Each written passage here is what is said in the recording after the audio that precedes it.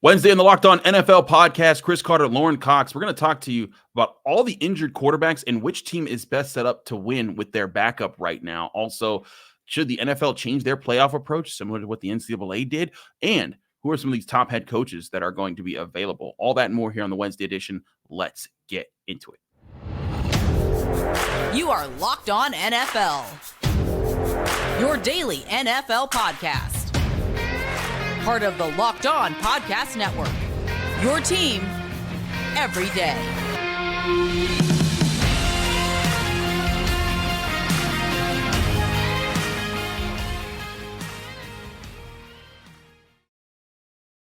Hello and welcome to the Wednesday edition of the Locked On NFL podcast. I'm Chris Carter. He's Lauren Cox. We're of Locked On Steelers and Locked On Bears, and this is your Locked On NFL Wednesday episode. As always, you can find this episode on your favorite podcasting apps and on YouTube. Like this video if you enjoyed. Subscribe to this channel to get all of our daily Monday through Friday episodes with changing hosts all throughout the week to get all the different perspectives around the network. Today's episode is brought to you by Prize Picks. Prize Picks is daily fantasy made easy. The easiest and most exciting way to play daily fantasy sports. Go to prizepicks.com/LockedOnNFL and use code all lowercase LockedOnNFL for a first deposit match up to $100. More on them later. Lauren, our guys covered it pretty well yesterday with the talk about Trevor Lawrence and whether he'll be back. You know, it looks like he might still have a chance to play. But the bottom line is there are a lot of quarterback injuries to go around, and teams are just having to deal with it.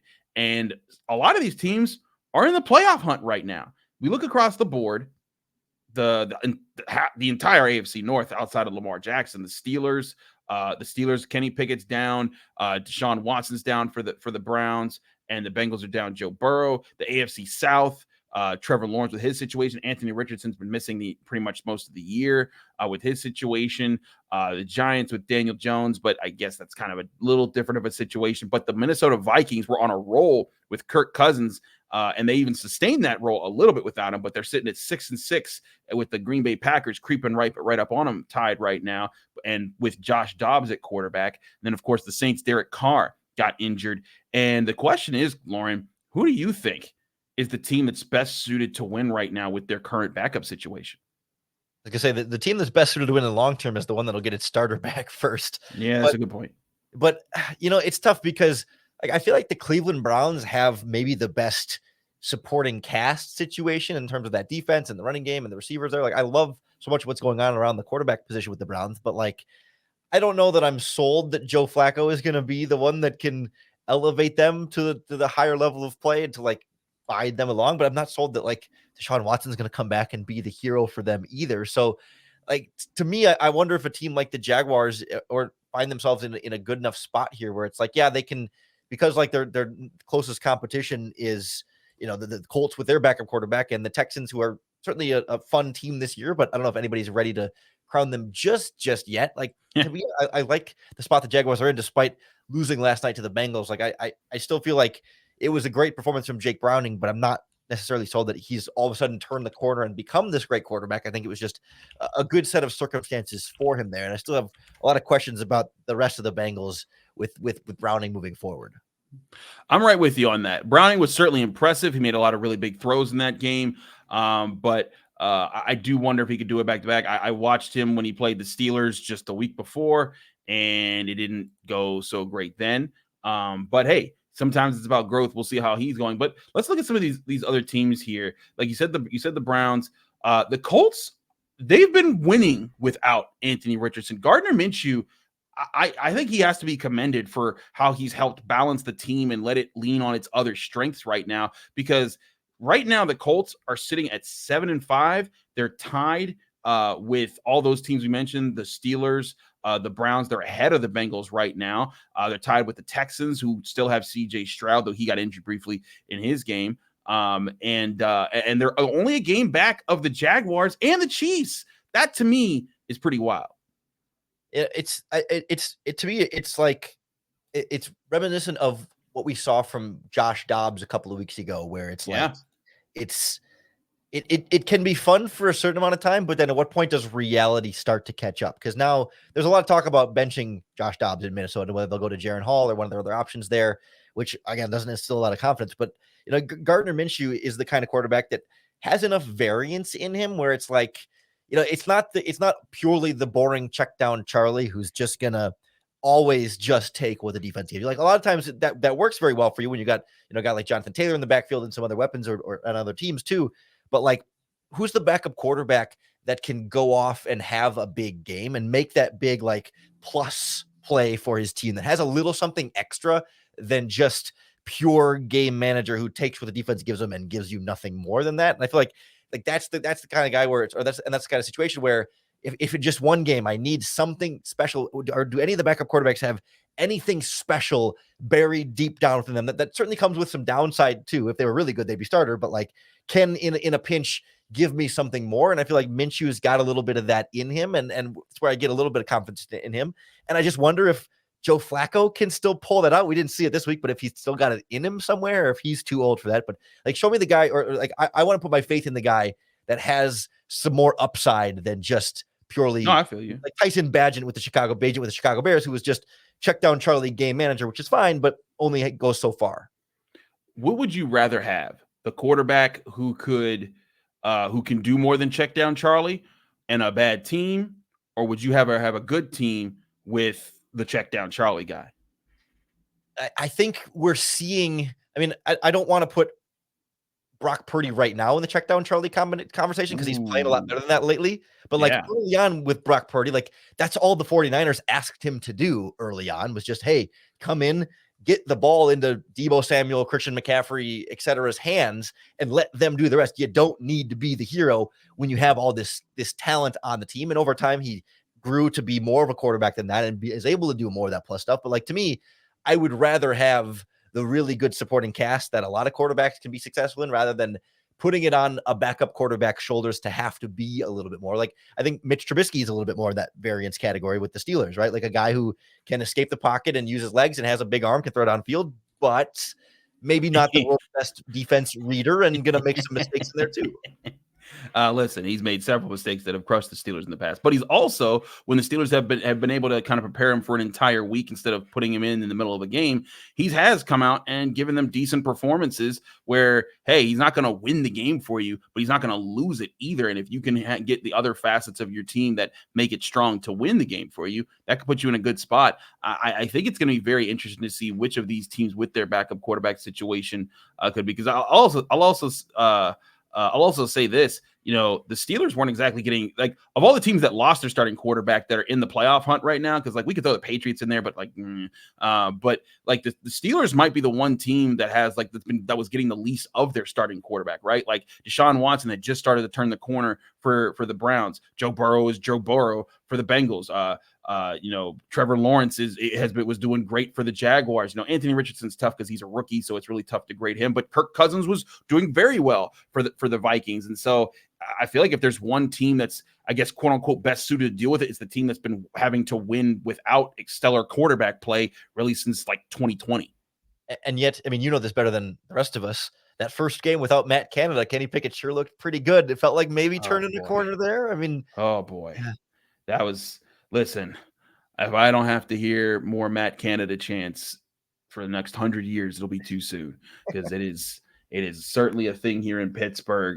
But hey, he was gone last week, and they certainly stunk it up against the Cardinals. We'll see how that plays out against the Patriots for all that 9-5 baseball score football that you can watch on Amazon Prime this Thursday night. But I want to talk with Lauren about this interesting discussion, because there's a lot of teams that are going to be in the playoff race that don't always have the best record, and there's some other teams that might get forced out because there's some really competitive wild card chases. We'll talk about how the NFL should approach that, and if it should be similar to what the College Football Playoff Committee did.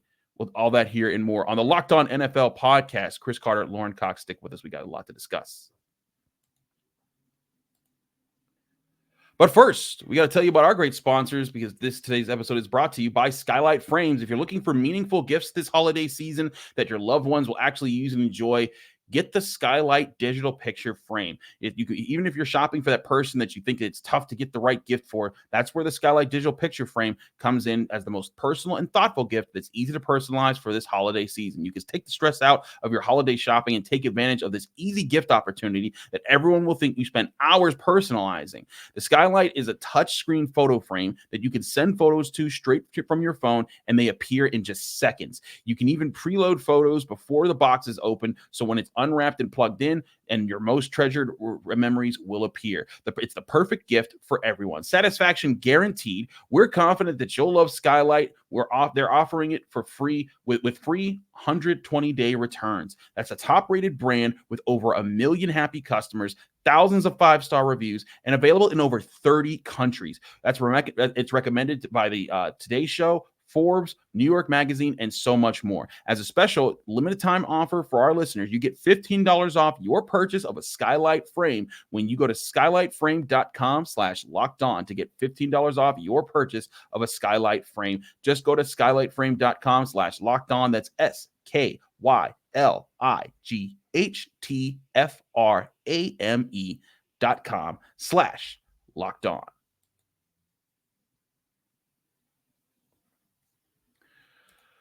Back here on the Wednesday edition of the Locked On NFL podcast, Chris Carter, Lauren Cox, talking all things NFL. Lauren, you were the one that kind of came up with this topic, so I'll give you the frame to discuss it here. But it's an interesting question: should the NFL reframe how it handles seeding and or placing of playoff teams?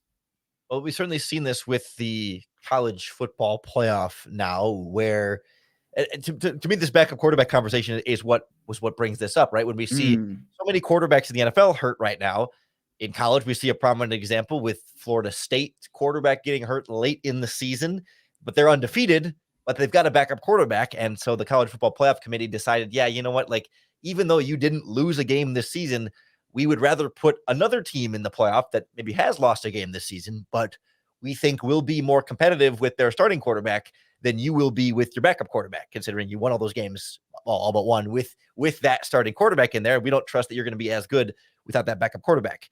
Certainly, I think the argument for Florida State and the college is a different one when it comes to things that have happened in the past with Ohio State and Cardale Jones, but like applying that to the NFL, when we have all these injured quarterbacks that we just talked about in all these teams, it's very possible a team with an injured quarterback could make the playoffs. And with their backup quarterback in the helm, do we want to watch backup quarterbacks in the playoffs, or is that going to leave out a team with a healthy quarterback that might be more competitive? I mean, we've seen in years past, I remember games like last year, Skylar Thompson started in the playoffs for the Dolphins.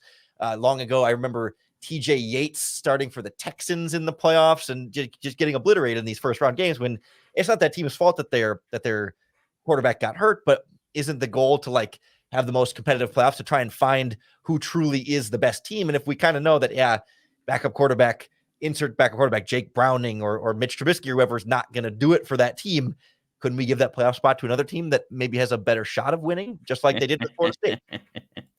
Listen, I think this is a travesty, what has happened to Florida State. You can't get me more riled up about this than I already have been, but we're going to try anyways. In all seriousness, I think there's a lot of people in college football rightfully upset about what happened to Florida State. There's some people who are saying it's the right thing to do because they're going to have a backup quarterback. You know what? If that's the case, then you know what? Every team should just be trying to injure each other's quarterbacks, because then you're going to take them out of playoff contention. And that's just not the way that I think that things should be played. Florida State won all of their games. They were 13-0. They're a Power 5 team. They scheduled SEC teams, went on the road to beat SEC teams and beat them, and beat some of them, and beat them both by multiple scores. LSU soundly, who's a ranked team right now. And the SEC even had a losing record, not just to the ACC, but to all other conferences that it faced in the Power 5. And somehow the SEC still got preference. I feel like if you start to do that in the NFL, we will start to see crazy things, because then, like, if we did that, we would never have the Beastquake game, because the year that the Seahawks beat the Saints and Marshawn Lynch just shoved off 50 people on his way to the end zone, the Seahawks were 7-9 that year. If that was the rule, they wouldn't have been in the playoffs. They would have been on the outside looking in. And I think that if you're a team, if you win the games that are in front of you, if you win your division, you deserve a shot at the playoffs. Now, if you get bounced, you get bounced. But that's part of winning the regional parts of things, winning the different divisions that I think makes everything better. Because if we start just ripping away those, then the importance of rivalry starts to dissipate, because then we're not looking at divisions as harshly. And I think that the race, all the different races that could be coming in, like the AFC North race that's going on, that's huge right now, to fight for that. I think that's what we start to lose if we say, let's just forget it. Let's focus on who we think is better, not who actually is better, based off of how they've won this year. So you really want to see Desmond Ridder ignore Kyle Pitts and Bijan Robinson in the playoffs this year and get rolled? Give it to me. Like, give it to me. That's the thing. Like, fair point about the 7-9 Seahawks and the Beastquake game. Like, that was fun. It just feels like we get one of those for every 5 or 6 actually bad teams that stumbles into the playoffs and gets blown up. And like, it doesn't, like, I agree. Like, you have to make winning the division mean something. And I don't know that I'm fully on board with saying, like, yeah, don't let, like, say an 8-9 team wins the NFC South, whether it's the Falcons or the Saints or whoever. Mm-hmm. I'm not on board with saying, no, you don't get to make the playoffs at all. But how about a compromise here? Like, at the very minimum, can we seed based on record?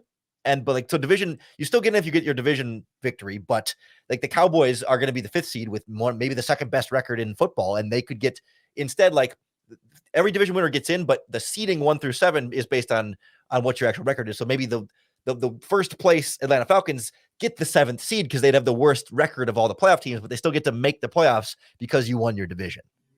I can kind of see that. My only then wonder is then if let's say you just play in a terrible division where you go 6-0 in your division because they're terrible, and you win some of your games and you're propped up by that. Whereas maybe you get seated higher than another team who was in a brutal division, and you're a 10-win team and they're a 9-win team, but you're seated higher because of that, even though they won a division that's much more competitive and they didn't have 6 easy wins to stack up. And then you won 4 games against teams outside of your division, versus, and had that would have been, if they're 10-6, and 6 losses. So we won at 4-6 outside your division, 6-0 in your division. I think that's the question where you start to rely on, you start to get to there. And it's an interesting question. I do think that there's a question, like, for example, let's flip that scenario. Does Beastquake happen if it's not in Seattle? If they're in New Orleans, do they win that game? And that's something I thought about at the time, was like, man, if the Saints were at home, they probably don't get this moment, because part of what made Beastquake fantastic was how loud that stadium was getting, and how loud it got during that moment. So I hear you on that, on the reseeding part, but I also question this. The Falcons, they're 6-6 right now. Who would be the team that you would throw in the playoff? Who's the team that's out of the playoffs right now that you would throw in definitely over them? Because right now, the playoffs are the Eagles, the Niners, the Lions, the Falcons, the Cowboys, the Vikings, the Packers. The teams that are on the outside looking in: 6-6 Rams, 6-6 Seahawks, 5-7 Buccaneers, 5-7 Saints. We're not even getting to the Giants, Bears, Commanders, Cardinals, and Panthers. Yeah, I mean, they're all on tiebreakers now, so it's hard to be like, well, this team, but like, to me, like, the Rams or the Seahawks would make a much more intriguing playoff team than the Atlanta Falcons. Okay. Like, I especially with, Sean McVay's playoff success and, of course, Pete Carroll's playoff success, like, those are 2 teams that can go in and, have a little bit of that more, like, veteran experience behind it. Both quarterbacks as well have been in the postseason a little bit more than Desmond Ridder and Arthur Smith, who can't seem to utilize the weapons that they have on their roster. Like, we're not seeing the best version of the Atlanta Falcons right now, but I feel like the Seahawks and Rams are kind of like pushing to the best versions of themselves. I hear you on that. I think that there's something there, but I think you get into real dangerous politics territory, because that's really what helped Alabama get in. Is then people are going to be saying, who can I befriend on whatever committee this is that decides who gets in, and then use that, because that's what the SEC did. They had a losing record, and they forced their way into the college football playoff, even though none of their teams were undefeated the way Florida State was, and Florida State beat all the teams that they played in the SEC this year. I think another comparison, looking past just Beastquake, what about the Eagles when they won the Super Bowl with Nick Foles? They were a team. As soon as Carson Wentz went down, they're finished. Should they have been out of the playoffs? Should they have not been allowed to be rewarded for what they did all season long and getting a 1 seed? I think they got in that playoff year. I mean, they were what, 13-3 that season. And then because they lost they lost Carson Wentz, who was on an MVP pace that season before he became the Carson Wentz we know now. And then by those standards, let's take them out. Let's do Florida State. Let's take them out the playoffs. You don't have that amazing Super Bowl run. You don't have the Philly special. Tom Brady has 8 Super Bowls. We don't need that in our world. He already had enough in there. And I think it takes away one of the more legendary runs. Heck, it takes away Philly's only Super Bowl. I feel like I hear you. There's times where it's like, man, that would be fun to think about. But I think there's a more important part of win the games in front of you, be rewarded for winning the games, and we leave it at that. As soon as you bring in a committee and pageantry and make it figure skating, as Mike Greenberg pointed out, you get into dangerous territory. To be fair, like at least Nick Foles, he got to win a couple games in the regular season, so we could see that it was working a little bit for this hypothetical committee could have seen like, okay, they're doing some with Nick Foles, as opposed to like Florida State got screwed because it was like they didn't have enough time to prove what they could do with their backup quarterback before it was decision-making time. They won like 3 games with their backup. Heck, they won the ACC championship by double digits with a third stringer who had never played before, and they were getting their number 2 back. But that's my whole point, is that they found a way to win, and they still got penalized for finding ways to win. And it was just like that. Again, that's where I was like, I'm glad we don't have to have those conversations in the NFL, because I covered college football, and man, just having to give commentary on that was just like because everyone has their takes. Let's just look at the records. Let's look at the tiebreakers, the traditional things. Did you prove it on the field? Great, you're in. Prove it. And I think the great thing about college football is that this isn't going to matter next year, because next year it's 12 teams. Everybody's getting in. If you're undefeated, you're going to be in there. You're going to earned your way in. If you're a 2-loss team, I can see you getting bounced that way. But that's the thing that has to get better, in my opinion, with college sports is avoiding situations like that. I pray to all the deities above that never happens in the NFL. Well, at least you won't have to worry about that with Pitt being near the college football playoff. So gosh, fine.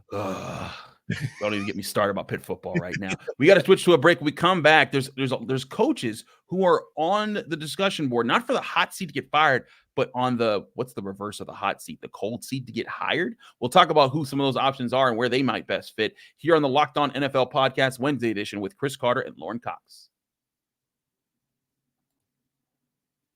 But first, I want to remind you this show is brought to you by Prize Picks. Prize Picks is the largest daily fantasy sports platform in North America, the easiest and most exciting way to play daily fantasy sports. It's just you against the numbers. Instead of battling against thousands of other players, including professionals and sharks, you can pick more or less than just 2 to 6 players and their stat projections and watch the winnings roll in. Prize Picks is a fun new daily fantasy game that everyone needs to start playing right now. With basketball season here, you can now pick combo projections across football and basketball from what's called the Specials League. It's a league created specifically for combo projections that include 2 or more players from different sports or leagues. For example, if you think that LeBron James and Travis Kelce can combine for more or less than 10.5 combined 3-pointers and receptions in a single night or a single week, that just say more or less, and you can watch your winnings roll in with Prize Picks. Prize Picks reboot policy also makes sure that your entries stay in play even if one of your players gets injured. For NFL games and college football top 25 matchups, if you have a player who exits in the first half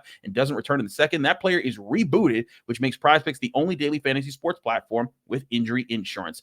Download the Prize Picks app or go to prizepicks.com to sign up and play daily fantasy sports. Go to prizepicks.com/LockedOnNFL and use code LockedOnNFL for a first deposit match up to $100. Again, that's prizepicks.com/LockedOnNFL. Use code LockedOnNFL for a first deposit match up to $100. We're also brought to you by FanDuel. FanDuel Sportsbook is the number 1 sportsbook in America that you need to take advantage of right now, especially with the playoff race heating up in the NFL, and especially with bowl season coming on the way with college football, and of course college basketball, NBA, NHL. So many sports to bet on right now. That's why you have to get the FanDuel Sportsbook. And if you're new to FanDuel Sportsbook, you can get $150 back in bonus bets if you just simply hit on a $5 money line bet. That's right, you guess right on one game. $5 money line bet, and that's $150 in bonus bets that you can get right there. And those are bonus bets that you can get on prop bets, spreads, money lines, over unders, all those different ways you can win on FanDuel, America's #1 sportsbook. If you've been thinking joining FanDuel, there's no better time to get on the action because the app is super easy to use to bet on spreads, player props, over-unders, and so much more. Get to FanDuel.com/lockedon right now. When you go there, FanDuel.com/lockedon, you can take advantage of that deal. Place your $5 money line bet and get your $150 in bonus bets right away. Or also download the FanDuel app on your phone. FanDuel Sportsbook, an official partner of the NFL. Back here on the Locked On NFL podcast, Chris Carter, Lauren Cox, Wednesday edition here. All right, Lauren, there are, we could talk about the guys who might be fired, or we could talk about the guys who might be hired, or at least moved, because there are certain big names out there that people have been talking about. Now, I want to start with an obvious one. Ben Johnson was let go from the Bills, and now he's floating out there. And people are wondering, could he be the guy? Could that be a person that you want to put out there versus maybe say another person who you talk about on your show, Jim Harbaugh, who's right now competing for a national championship with the Michigan Wolverines, and certainly has had success in the NFL, getting the Niners to a Super Bowl. With those two guys, go ahead. Let me stop you there. You mixed up Ben Johnson and Ken Dorsey. Yeah, I don't know why I did that. As soon as I said that, I was like, "That's not the right person." I was like, Lions offensive coordinator. I'm mixing up my guys that got fired. And this is the problem when too many coaches get fired. But Lions offensive coordinator who's sitting there, Ben Johnson. But there's another name out there who's not necessarily looking to get hired. He'd have to be traded or fired from his current job. And that's Bill Belichick, who some people theorize, what if he just wants to get with a quarterback? And everyone keeps pointing to Justin Herbert because of the coaching situation there. If you're an NFL team and you can get one of those three coaches, who are you getting, and who you think what team would be best suited to get one of those coaches and start winning soon? It does depend a little bit on where I am as a franchise right now. So like I made the argument on today's Locked On Bears podcast that like Jim Harbaugh is a perfect fit for the Chicago Bears. I don't think it's going to happen because of a lot of logistics in there, but like if you're a bad team that's been bad for a while and you just need to get back to like a winning culture and like winning ways and get back to like the playoffs as an expectation and not like a pipe dream, like Harbaugh is going to get you that at a minimum with upside of going to the Super Bowl. Like that's what we've seen him be consistently throughout Michigan. He's been above 500 every year. Obviously with the 49ers, he was in three straight NFC championship games with a Super Bowl in the middle of those three. Like he wins. He's won at Michigan. He won before the sign scandal cheating. He wasn't winning national championships, but like he was winning consistently. And if you can just get consistent winning in a really bad franchise that just needs to get back to winning consistently, that can really go a long way. But if I'm a team that, like we've been hovering around, like we're competitive, but we're just not, we need someone to kind of take us up a level where, we're sort of always in that mediocre around 500, but never really better than that and need to take the next level. Like that's where I swing for the fences on somebody like a Ben Johnson, who like you hope can come in and be something a little bit special, but doesn't have to build everything from the ground up. You have somewhat of a foundation there, maybe a quarterback already established like a Justin Herbert, where he can come in, take the tools that are already there and get more out of them than your previous coach was getting. And that's not to overlook Bill Belichick here as a good coaching option, but to me, like there's a lot of interesting dynamics with Bill where, you could talk about the Brady stuff, but I've heard a lot of people talk about like his leadership, the way that he talks to players and the way that he runs an organization is very much like old school, hard-nosed, tough guy. I'm not your friend, I'm your coach. And the modern NFL and the modern athletes, like they don't want that as much and they don't need that as much, right? Like they get so much criticism from everywhere all the time. They don't need their coach to be mean to them or harsh on them. Like they need their coach to kind of help them and be there for them and be on their side and help lift them instead of sort of, not that he's tearing them down, but I just question a little bit of like Bill Belichick adapting to the modern athlete and the modern NFL in that way. And of course, like his issues in personnel as the GM of the Patriots have also been a big part of that problem.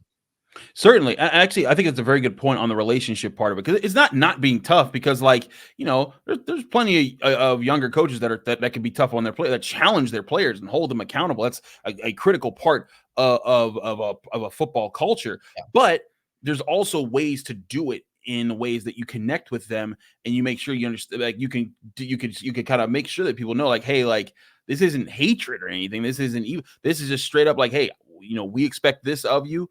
And this is how this is what it is right now. This is a business. We hope that it is, but that you can connect with them on a level that helps them see through, hey, this isn't about me as a person. This is about the team and keeping it about the team.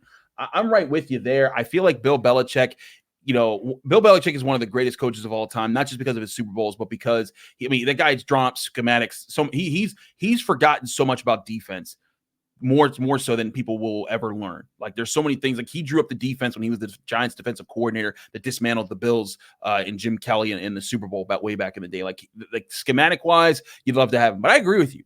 I don't want a guy who can connect with my players, who can be fired up with them. So like some of these younger coaches out there, and it doesn't have to necessarily be young, because like Mike Tomlin's in his 50s. I think that's one of the Mike Tomlin's strengths, is that he connects with his players that way, and people want to play for him. That's a motivating factor. And if I was to pick one of those three, I think Jim Harbaugh would fit that would fit that bill as well as anybody. I think that he's had success at both levels in college and pros.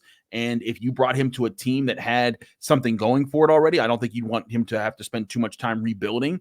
But if you brought him to a team that had some pieces on it and just needed an extra push, I think he could be that coach to get you over the top. I think it'd be fun to see Bill Belichick go to the Bills if they fired Sean McDermott, to stay within boy. You've got an established quarterback and an established situation that's really good. Like, I feel like if he can get a veteran quarterback, like where there's already a certain level of like, all right, this guy doesn't need to be babied along or brought along, but just like, he can maybe withstand in the locker room and be able to have the Bill Belichick style implemented. I think that would be a lot of fun. But yeah, I think Harbaugh has a lot of leverage here to be picky and to kind of wait for his opportunity and go to the team that he wants to do, and can always just come back to the warm bosom of Michigan and Ann Arbor to keep him well paid and well fed. Absolutely. He's Lauren Cox. I'm Chris Carter. This has been the Wednesday edition of the Locked On NFL podcast. Find this podcast the same places you find Locked On Steelers and Locked On Bears, on your favorite podcasting apps and on YouTube. Like this video if you enjoyed. Subscribe to this channel to get all of the daily episodes here. We'll be back next week with more talk as we see how Week 14 played out. But stay tuned all week long. We got all the hosts that you could want to talk to, getting you ready for Thursday Night Football, Steelers, Patriots, and then a huge weekend. Eagles, Cowboys is going to be a huge one, and all the other big matchups. We'll get to them here on the Locked On NFL podcast.